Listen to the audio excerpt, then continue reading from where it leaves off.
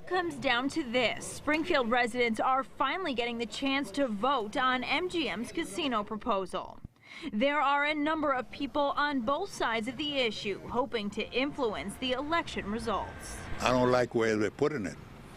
You know, they can have it, but not where they're putting it. The casino is coming in at the right time to help bail out a lot of other problems that we have in the city.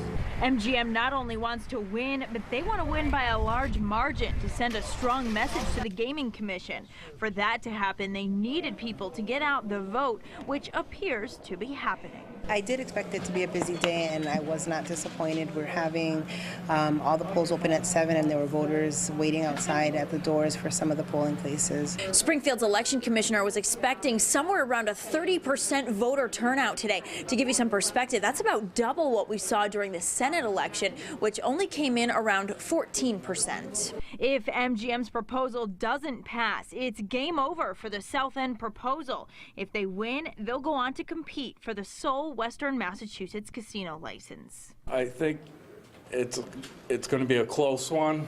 You know, there's a lot of people against it and a lot of people for it. So, and it's talking about a big project here in Springfield. And there is still time to get your vote in if you haven't already. Polls close at 8 o'clock tonight. Reporting live in Springfield, I'm Laura Hutchinson for 22 News.